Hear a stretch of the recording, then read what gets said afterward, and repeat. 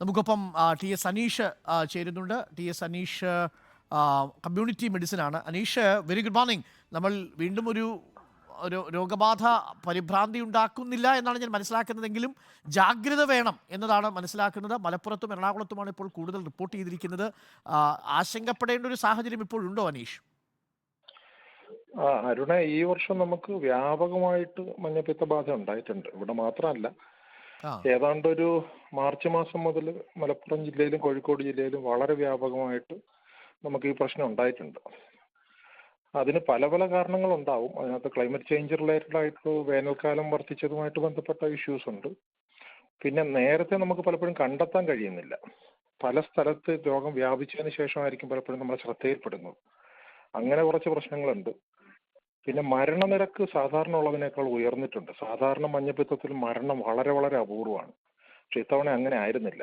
അപ്പം അതിന് കാരണം ആളുകൾക്ക് മറ്റ് പല കാരണങ്ങളാൽ അവരുടെ ലിവർ ഇപ്പം തന്നെ ഒരു പൊതുവെ ഇപ്പം മദ്യം മാത്രമല്ല, പൊണ്ണത്തടി പോലുള്ള പ്രശ്നങ്ങൾ, പിന്നെ ആഹാരത്തിലൊക്കെ വരുന്ന കെമിക്കലുകൾ, അങ്ങനെയൊക്കെയുള്ള കാരണങ്ങളാൽ ആളുകളുടെ ഒരു ലിവർ ഹെൽത്ത് പൊതുവിൽ മോശമായിട്ടുള്ളത് കൊണ്ട് മരണം സംഭവിക്കുന്നതാണോ എന്നറിയില്ല. വൈറസിൽ എന്തെങ്കിലും വ്യത്യാസം വന്നിട്ടുണ്ടോ എന്നുള്ള കാര്യം അറിയില്ല.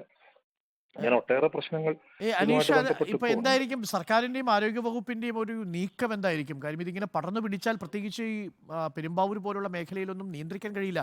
പടർന്നു പിടിച്ചു കഴിഞ്ഞാൽ പിന്നീട് ഈ അതിഥി തൊഴിലാളികൾ താമസിക്കുന്ന സ്ഥലങ്ങളിലെല്ലാം വളരെ പെട്ടെന്നായിരിക്കുമല്ലോ അത് പടർന്നു പിടിക്കുക.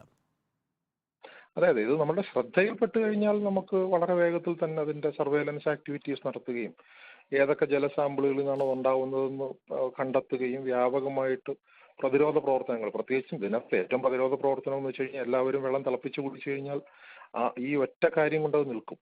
ഈ രോഗം പടരുന്നത് പോലെ തന്നെ പ്രതിരോധ പ്രവർത്തനവും വളരെ എളുപ്പമുള്ള ഒരു മേഖലയാണ് മഞ്ഞപ്പിത്തം.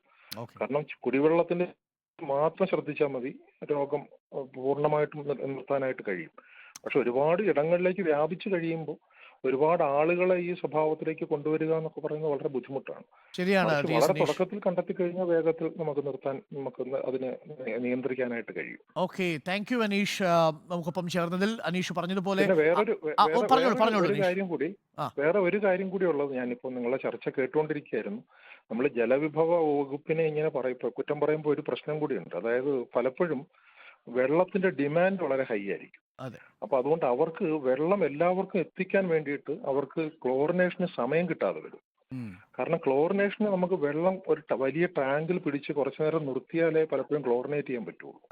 പക്ഷെ ഇപ്പോൾ 50,000 ആൾക്ക് വെള്ളം കൊടുക്കാനുള്ള ഒരു പ്രോജക്റ്റിലേക്ക് 2 ലക്ഷം ആൾക്കാർ അപ്ലൈ ചെയ്യുന്ന ഒരു സിറ്റുവേഷൻ ഉണ്ടായിക്കഴിഞ്ഞാൽ അവർക്ക് വളരെ ബുദ്ധിമുട്ടാണ്. അപ്പൊ അങ്ങനെയൊക്കെയുള്ള ചില പ്രാക്ടിക്കൽ ഡിഫിക്കൽട്ടീസും കൂടെ ഇതിനകത്തുണ്ട്. ശരി ഡോക്ടർ അനീഷ്, എന്തായാലും നമുക്കൊപ്പം പ്രതികരിച്ചതിൽ. ഡോക്ടർ അനീഷ് പറഞ്ഞതുപോലെ ഒരൊറ്റ പ്രധാനപ്പെട്ട കാര്യം പ്രേക്ഷകർ ശ്രദ്ധിച്ചാൽ മതി: തിളപ്പിച്ചാറ്റിയ വെള്ളം മാത്രം കുടിക്കുക. ഒരു സൊല്യൂഷനാണ്, നിങ്ങളുടെ ഭാഗത്തു നിന്നുണ്ടാകുന്ന സൊല്യൂഷനാണ്. പിന്നെ മഞ്ഞപ്പിത്തം ഉണ്ടാവുന്ന രോഗികൾ, അതിന് സർവേലൻസ് ഒക്കെ സർക്കാർ വളരെ കൃത്യമായി തന്നെ ചെയ്തുകൊള്ളും. എന്തായാലും ഇനി രോഗം പടർന്നു പിടിക്കാനുള്ള സാഹചര്യം ഉണ്ടാകാതിരിക്കാൻ പ്രിയപ്പെട്ട പ്രേക്ഷകരും ശ്രദ്ധിക്കുക. ഏതെങ്കിലും തരത്തിൽ അത്തരം ബുദ്ധിമുട്ടുകൾ നേരിടുന്നുണ്ടെങ്കിൽ ആശുപത്രിയിൽ ഉടനെ പ്രവേശിപ്പിക്കുക. ഒരു തരത്തിലുള്ള റിസ്ക് ഏറ്റെടുക്കാതിരിക്കുക. ഇനിയിപ്പോൾ കാലാവസ്ഥ വീണ്ടും മാറും, വലിയ ചൂട് കഴിഞ്ഞിരിക്കുന്നു, ഇനിയിപ്പോൾ മഴ വരാൻ പോകുന്നു. അപ്പോൾ പനി അടക്കമുള്ള രോഗങ്ങളും ചെറിയ ഇൻഫ്ലുവൻസ വൈറസൊക്കെ വരാനുള്ള സാധ്യതയുണ്ട്. അപ്പോൾ അങ്ങനെയാണെങ്കിൽ ഒരു പക്ഷേ വീണ്ടും മഞ്ഞപ്പിത്തം മറ്റു പനി അടക്കമുള്ള അസുഖങ്ങളുമായി വരുമ്പോൾ കുറച്ചുകൂടി നമുക്ക് ബുദ്ധിമുട്ടായി മാറും. അതുകൊണ്ട് തിളപ്പിച്ചാറ്റിയ വെള്ളം മാത്രം കുടിക്കുക. മഞ്ഞപ്പിത്തം ബാധിക്കുന്ന രോഗികളെ കൃത്യമായി ആശുപത്രി പരിചരണത്തിന് വിധേയമാക്കുക എന്നതാണ് നമ്മുടെ മുന്നിലുള്ള മാർഗം. അക്കാര്യത്തിൽ ഒരു ഉപേക്ഷയും വിചാരിക്കരുത്.